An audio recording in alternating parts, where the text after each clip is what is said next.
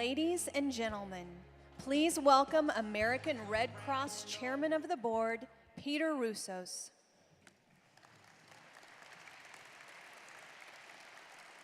Thank you very much. Good morning, and thank you so very much for joining us today at our annual Lifesaver breakfast. The American Red Cross is an organization that prepares for, responds to, and leads in the recovery from disasters, serves our military and their families, and helps to save lives. Our mission is to prevent and alleviate human suffering in the face of emergencies by mobilizing the power of volunteers and the generosity of donors. On behalf of the Board of Directors and volunteers of the Tennessee Volunteer Region, I would like to recognize our 2014 Lifesaver Breakfast chairpersons, Jan and Harry Jacobson.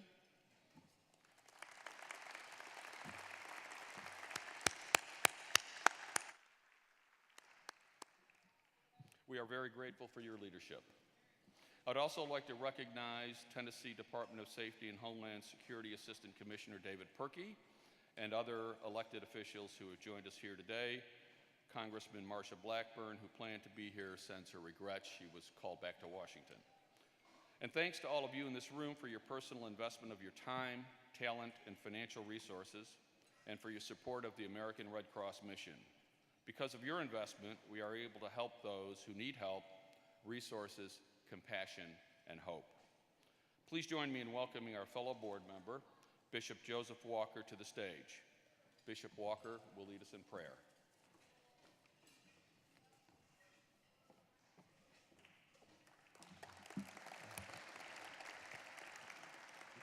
Let us pray. Oh Lord, our Creator, we are thankful and grateful for this day.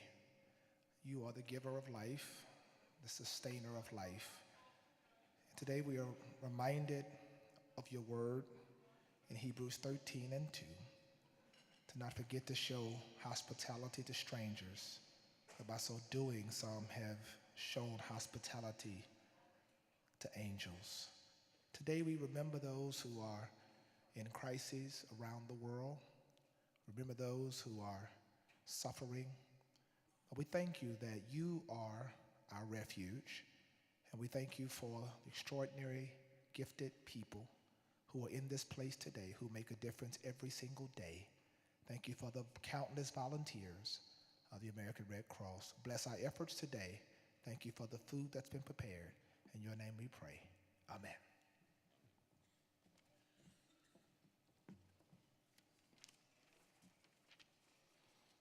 Thank you, Bishop Walker.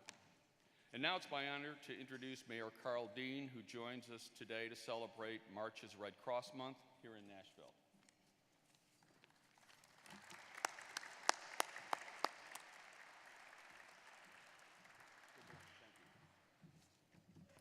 Thank you, Peter.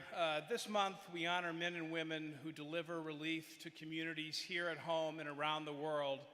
And we also renew the compassionate spirit that continues to keep Nashville strong and our people safe. The American Red Cross has proudly upheld a commitment to service that literally spans generations. From its founding following the Civil War, the American Red Cross has served those in need for over 130 years, from warriors wounded in the line of duty to families displaced by damaging storms. When a community is experiencing a disaster, it's reassuring to know that the Red Cross will be there with professionals and volunteers to offer supplies, shelter, and support. We saw this firsthand with the May flood of 2010. It was one of my proudest moments as mayor, not because of what the government did, but because of how the people of Nashville rose up to help each other as neighbors, as friends, as complete strangers who simply recognized a need and wanted to do something about it. The Red Cross was here to help direct resources to where they were most needed. I have a proclamation today to present in honor of Red Cross Month that I'd like to present to Peter on behalf of the Nashville chapter of the American Red Cross. Thank you. I encourage all of us to observe this month and continue to support the Red Cross and the great work that they do. Thank you. Thank you.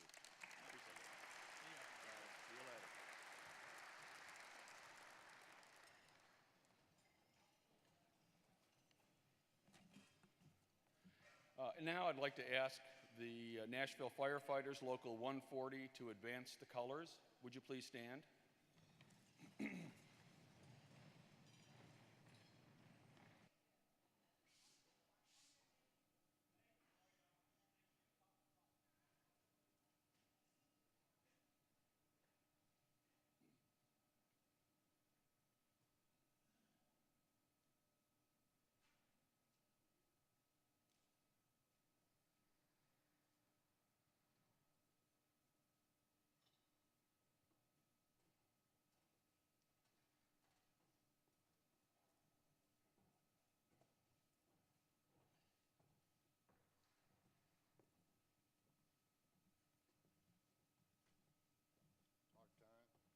Mark time. Mark. Detail. Off. Left. Please. Present. Arms.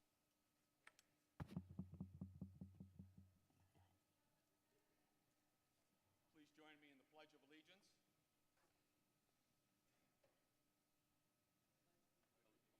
To the flag of the United States of America and to the republic for which it stands, one nation, under God, indivisible, with liberty and justice for all.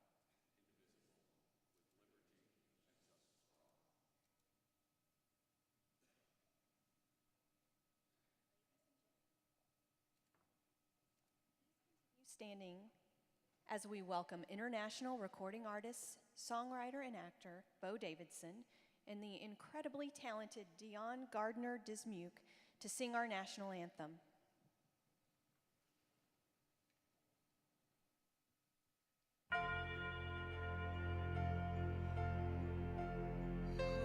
Say, can you see by the dawn's early light what so proudly we hailed at the twilight's last gleaming, whose broad stripes and bright stars through the perilous fight o'er the ramparts we watched were so gallantly streaming, And the rocket's red glare, the bombs bursting in air, gave proof through the night that our flag was still there. Oh, say does that star-spangled banner yet wave for the land of the free and the home of the brave, the brave.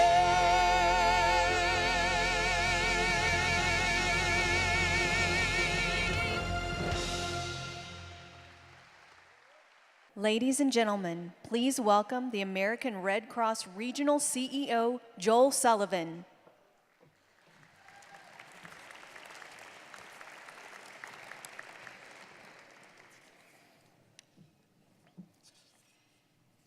Good morning.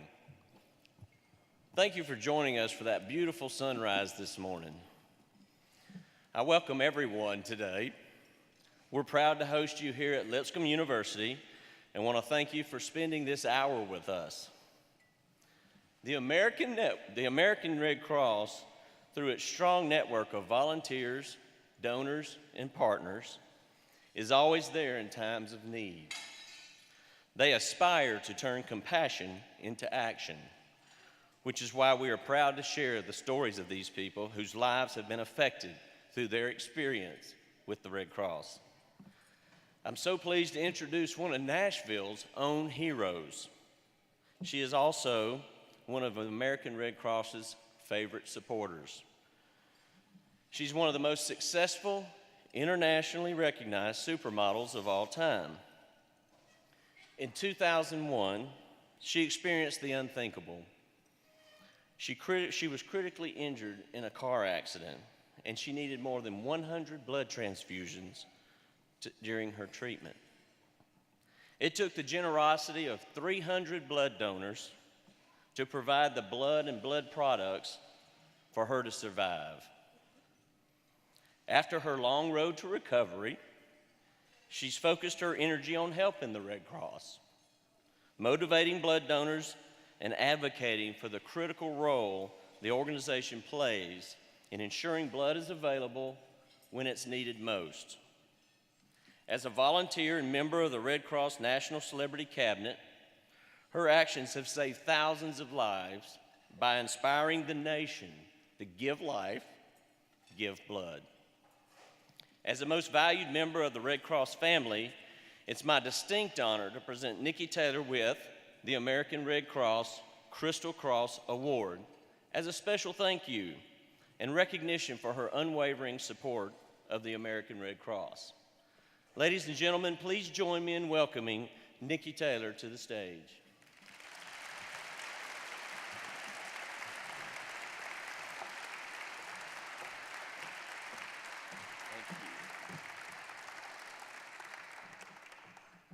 Thank you, Joel, and thank you, American Red Cross, for saving my life in more ways than one.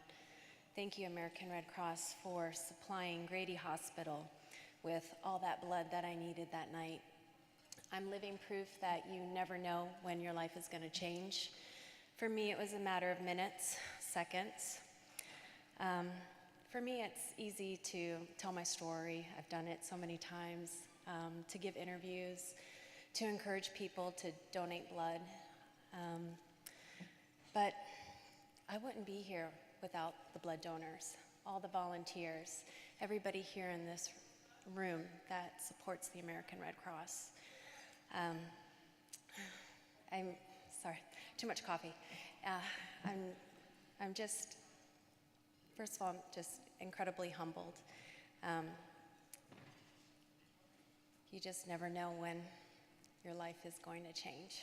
You guys gave me a second chance at life. Without you guys, my kids would have, my twins would have been raised without a mom. I wouldn't have been able to get married again and have 2 more beautiful, healthy babies. So I dedicate this award back to you guys and to all the blood donors and the volunteers that are out there in the field working day in and day out. So thank you very much. Again, this award is for you guys, and I dedicate it back to you. It's reversed, this whole thing. Thank you for giving me a second chance, guys. I'm truly humbled. Thank you.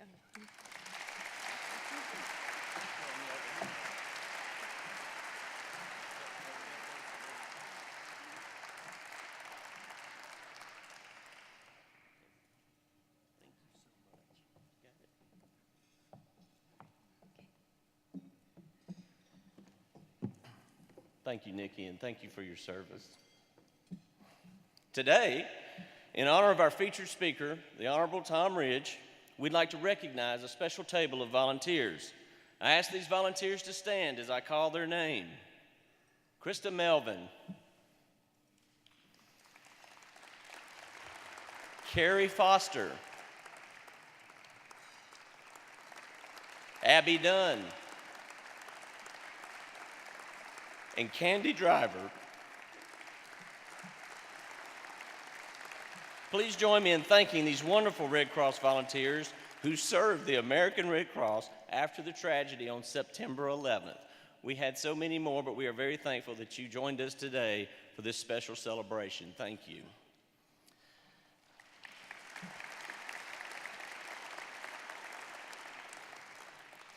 And now, for another great moment, I invite you to learn more about our mission through the lives of everyday heroes. Some of our wonderful Nashville volunteers are going to share their stories in their own way and in their words. Together, they tell the story of the American Red Cross.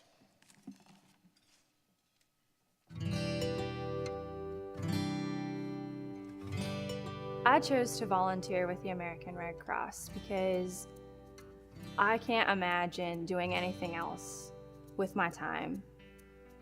There comes a point where when you're passionate about something, you just have to do it. And there is just a calling on your life that if you don't do it, you will feel like you are not giving of your whole self.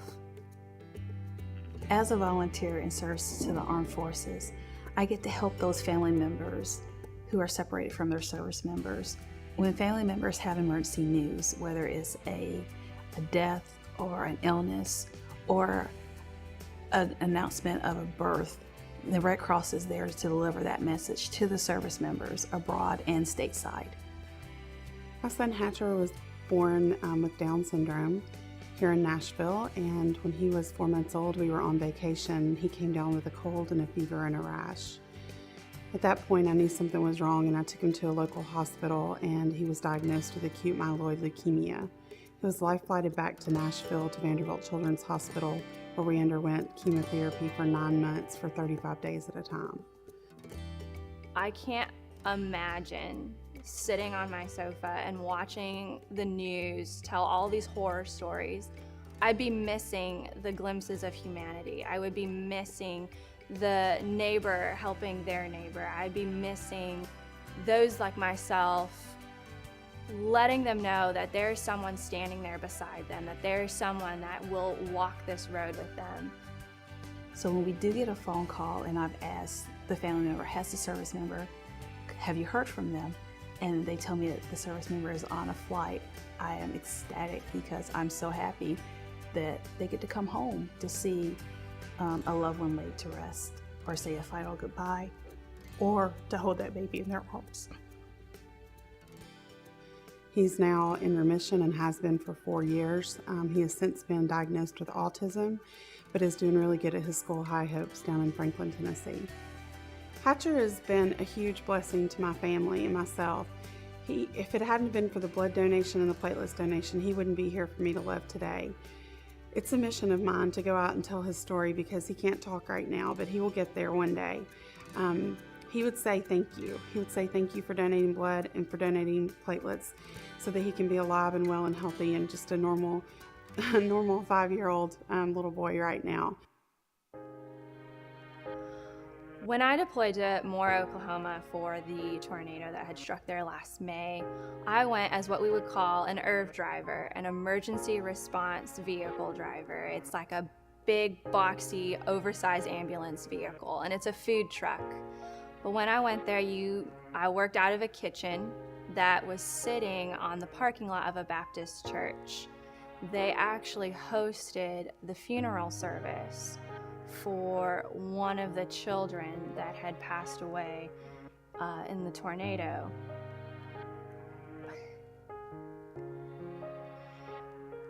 And when the parents came out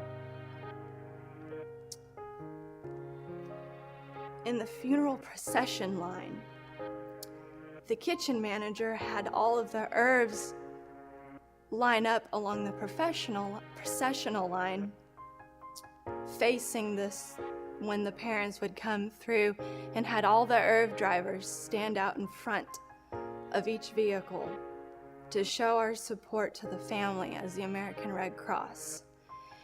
And when the parents drove by in their vehicle and they saw us, they made a heart shape with their hands to us. These parents had just lost their child, and they were doing this to us as the American Red Cross. And as a volunteer, I just want to say thank you for giving me the opportunity to be your hands and feet to this family during what has got to be a parent's worst nightmare. And so, as American Red Cross volunteer, I would like to extend this heartfelt thanks from this family to you. thank you very much.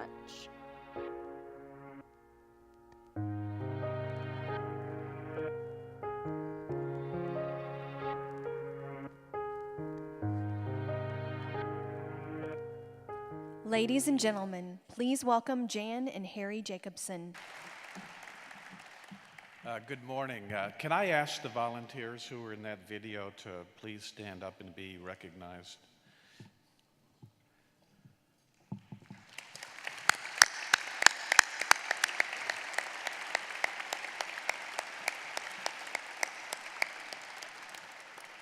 Thank you so much for your personal story and for what you do for the Red Cross.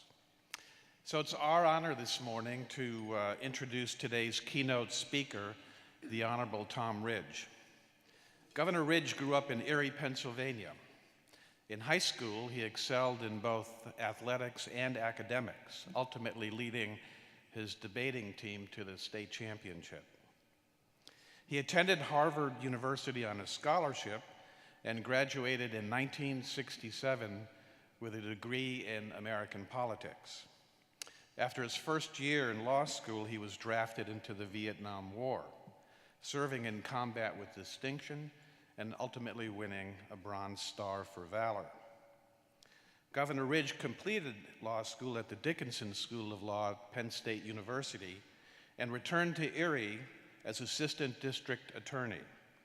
In 1982, Governor Ridge was elected to the U.S. House of Representatives. And after 6 terms in the House, he ran for and won the governorship of the state of Pennsylvania in 1994. It was during his second term as governor, after the events of September 11th, that Governor Ridge resigned to become Homeland Security Advisor to President Bush, and ultimately the country's first Secretary of Homeland Security, and instrumental in launching and building this most important and new cabinet department. Today, Governor Ridge is very active in the private sector. He has served and continues to serve on the board of directors of several major companies, including Home Depot, the Hershey Company, Vonage, Exelon, and LifeLock. He's a senior advisor to Deloitte, and he serves as CEO of his own global security consulting firm, Ridge Global. Please join us in welcoming to the stage the Honorable Tom Ridge.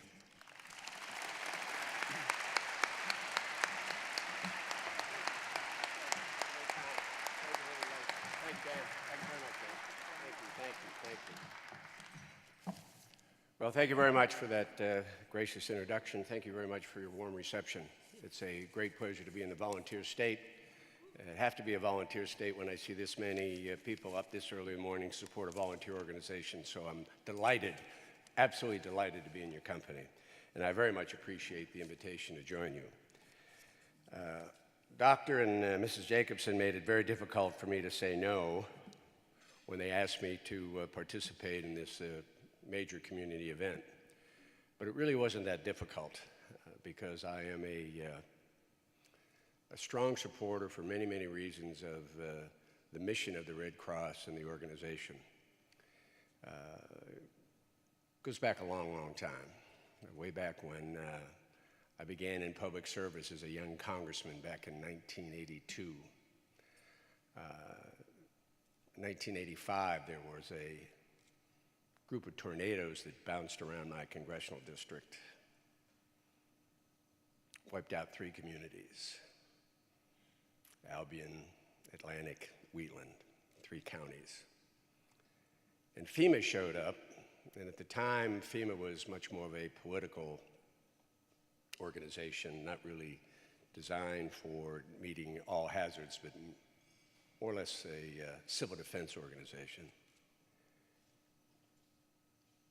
And as a young congressman, I spent a couple of years rewriting the law that affected FEMA, so the FEMA exists today in a different form, but that's really the secondary part of the story. Once I decided that I had to do something, because after the first disaster was the tornadoes, the second disaster was FEMA, and I figured I better do something about this because it's not working very well. But I did a poll I took a poll, went to that. I mean, we really took this very seriously, ladies and gentlemen. I'll tell you what, there were dozens of people killed, hundreds of millions of dollars worth of damage, and there are a lot of people that ran to the aid of these communities. But to get a better sense of what organization made the greatest difference, I sent out questionnaires to the 3 communities that were affected by the 3 different tornadoes that bounced around for about 2 hours. By far, the unequivocal number 1 of all the organizations we listed, by far, unequivocally, number 1 of all the organizations that we listed in terms of responsiveness to the human needs of the people in those communities with the Red Cross. And so I have been a fan, a patron, and an advocate ever since your volunteers in northwestern Pennsylvania helped make a difference in the lives of 3 communities that were devastated by a natural disaster. So I'm very, very pleased to be here. Now, some people have asked, I spent most of my life in government. Last count, I think I had 7 different paychecks at different points in career from 7 different jobs I had in government. A couple times I think I was actually underpaid, but that's another story. But now that I'm in the private sector and I get an opportunity to do a lot of things, and when this opportunity came down for me to spend a little time with you this morning, I jumped on it because I am a believer in the Red Cross and in your mission. Now, some people have asked me that it was difficult to make the adjustment when you spend all that time in government. Remember, I was in Congress for 12 years. I was governor for 6 years, 9 months, and 5 days. By the way, your governor was kind enough to come spend an hour with me last night, so I want to shout out to your governor. I appreciated his hospitality last night. He made a point to come by and see me. And then certainly is in the White House, and then Secretary of Homeland Security. So somebody asked me, after you spent all that time in government, was it difficult to make the transition into private life? The answer is absolutely not. The one big challenge, however, was transportation. When I was governor, it was the state police that provided my transportation. When I was in the White House and I was Secretary of Homeland Security, it was the Secret Service. And I remember the last night on the job, the Secret Service head of the detail came over to me and said, "Mr. Secretary, it's been a pleasure serving you. Good night and good luck." Wasn't quite sure what that was all about. So I got up the next morning, and it dawned on me. I don't have a car. Now, every morning was the same thing. I'd get up early in the morning. We go downstairs. The Secret Service would be there with a couple of vehicles. We'd go into the White House.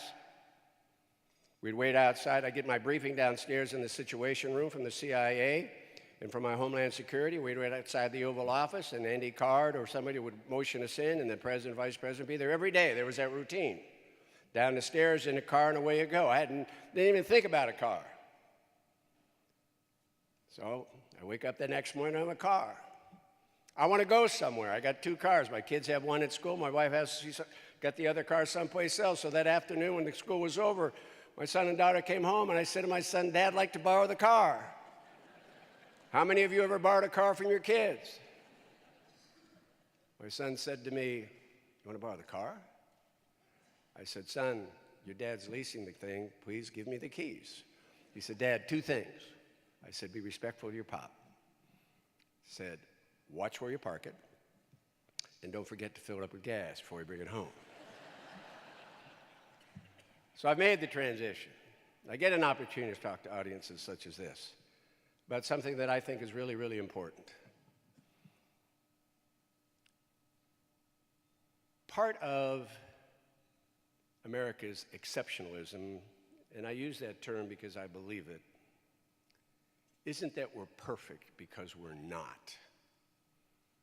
We're certainly unique in the sense that you spin the globe, there are no other country that was basically built upon a series of compromises and a piece of paper and the rule of law. And from that basic constitution, we've developed into a rather unique place. So we are exceptional for many reasons, not because we're perfect. But one of the reasons I think we're exceptional is because of the qualities of volunteerism in this country. Joe was kind enough to pick me up this morning, and I said, think back, I'm going to ask all of you to think back. When was the first time you volunteered to do anything in your life? Maybe your mom and dad dropped by and said, we got to go to the church, we got to go down to the Boys and Girls Clubs, we got to go up the sky. Think about the first time you volunteered. And then think about the number of other times in your life you have decided that in spite of your schedule, in spite of other commitments you have, professional and personal, that outside of that comfort zone, outside of that professional or personal life, you said, there's something over there that I'm going to contribute to. I'm going to volunteer. I think that's one of the unique qualities of our culture. I think it's one of the unique characteristics of this country. And if you just think about it for a moment, look at the crowd here. I understand that many of the business leaders in this community work with the Red Cross and ensure that men and women with whom you work or work with you or for you are volunteers for this organization, and you, as their employer, give them the time off to be trained to assist and support the community if the need arises. Many of you part, I'm quite sure, with checks from time to time, so you give your time and your treasure. It is very unique when you think about that part of America's DNA. We do it all the time, almost unthinkingly, which is a good thing. Because when you reach out with your head and your heart to support a cause of that sort, it's probably one of the most precious gifts you can give to a community or to a cause. And that's unique, I believe, the unique characteristics, one of the unique characteristics of this country. You know, one of the challenges associated with building the Department of Homeland Security, and we fought in order to build the department, we spent a great deal of time convincing the Congress of the United States that FEMA, the Federal Emergency Management Agency, had to be part of this new department. We were very successful, and FEMA relies heavily on volunteers as well, but they work very, very closely with the Red Cross. Joe and I were talking about that earlier this morning.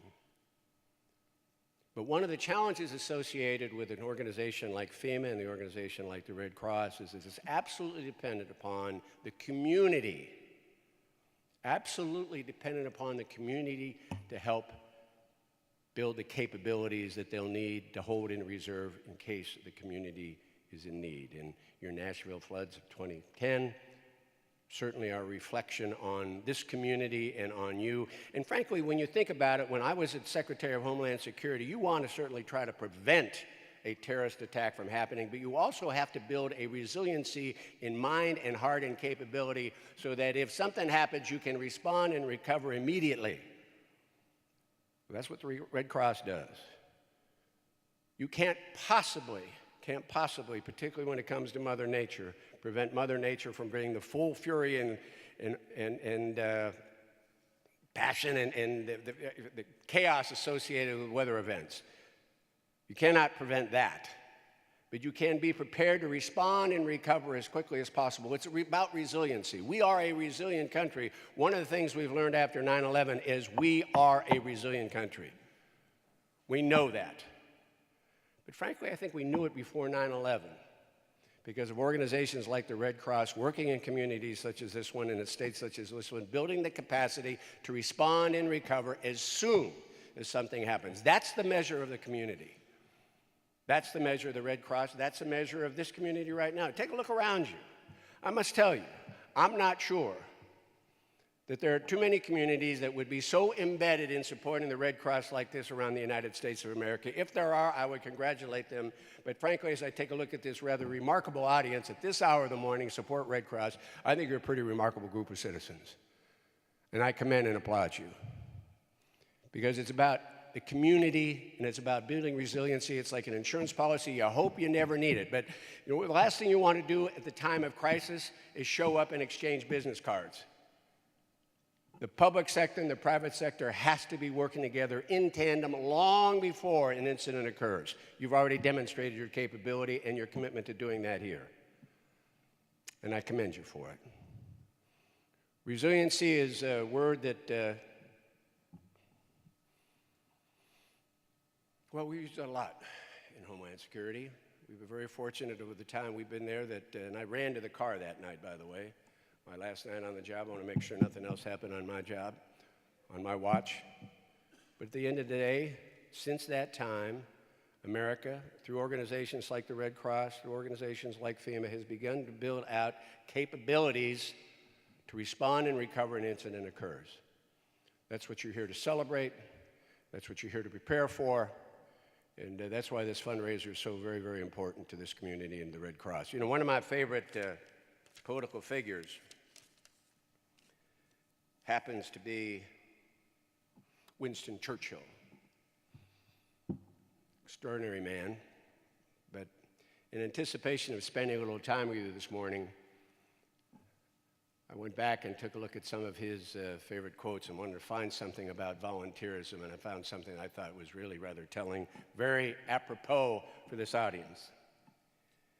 And he said one time, "You make a living by what you get. You make a difference by what you give." You make a living by what you get. You make a difference by what you give. We're an exceptional country. The American brand is about compassion. We've got a big heart. And we often celebrate it when we see America rushing to the aid of people who've been in countries who've been affected by natural disasters around the world. And I don't think we ever want to be too self-congratulatory. But the fact of the matter is, we take pretty good care of each other. And we should. And we should. And Nikki, your remarks today, between you and those volunteers, you didn't need a speaker. I'm grateful to be here, but you didn't need a speaker. You listened to those words of Nikki, the survivor, who's now one of the just a magnificent spokesperson for the Red Cross, and those magnificent volunteers on that video. I don't know about you, but I had a tough time keeping the tears from rolling down my cheeks. And why do they do that? Because they simply want to make a difference. And they do. The Red Cross since 1851 has been making a difference. They're a life-saving difference. You're making a difference. And I'm very grateful to have had the opportunity today to spend a little time with you to just simply say thank you. Thank you for the work you do in support of the community, your state, and the country. I have been honored most of my life to have served my government, my community, my state, and my country. I felt passionate about service. But service comes in many different forms. Some of us are privileged to serve at a high level, notoriety, good, bad, or indifferent, that the case may be. But there are a lot of unsung heroes and heroines and unsung public servants. Look around the room. A lot of them are sitting at your table. Men and women who take a little time, contribute with their treasure or their time to this community and to the Red Cross. They've got a life, but they want to make a difference. You do make a difference, and it's my great pleasure to be with you this morning to celebrate that and congratulate you. Thank you very much for the opportunity to share these few thoughts with you. Thank you.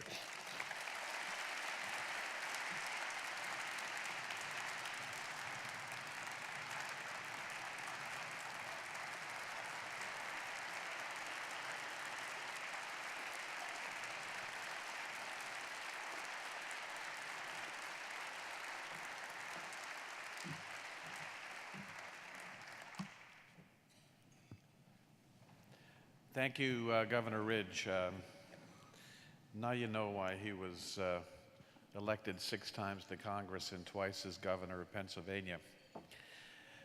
So now is the time that we're going to ask you to support the mission of the Red Cross. And what we'd like to do is ask you to make an investment in that mission. And if you have any question about what the return on that investment would be, just remember the video you saw a few minutes ago, and the volunteers and the work that they did and the people that they helped. It truly, truly an amazing set of stories. And those stories play out across the country every day. Every few minutes in this country, someone is impacted by the mission of the Red Cross. So at your tables, you have the opportunity today to invest and make a pledge to the American Red Cross. And first of all, I thank all of you who have already made a commitment, all of you who have sponsored tables, who have brought your friends and your colleagues here today. But I ask you now to really listen to your heart, and give as much as you can give to the Red Cross. You will be impacting the lives of people in your own community.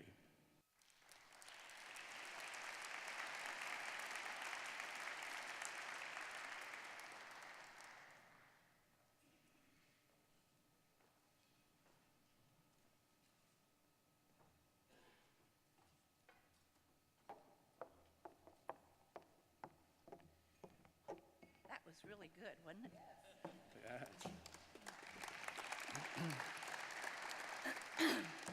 So, on behalf of the American Red Cross and all of its staff members and all of the volunteers, we thank you for joining us this morning. Your generosity will mean so much to so many. And we also want to thank the volunteers who gave their personal story in such a heartfelt way in the video this morning. It was just amazing. We want to thank Nikki Taylor for sharing her message, but also for her great work on behalf of the Red Cross. I want to thank Mayor Carl Dean for joining us this morning and kicking off the program, and of course, the Honorable Tom Ridge for all he's done for this country.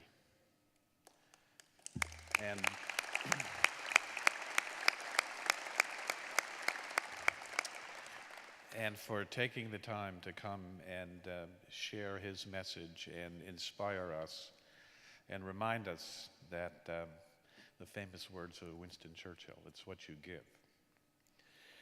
And then I'd also like to thank our presenting sponsors. Without them, we would not be able to achieve our bold goal this year of raising $500,000 for the Red Cross with this event. And our presenting sponsors are Dollar General, Hospital Corporation of America, TriStar Health, Ingram, Lipscomb University, and Nissan. And with that, we hope you all have a great day. Thank you for joining us. Good morning.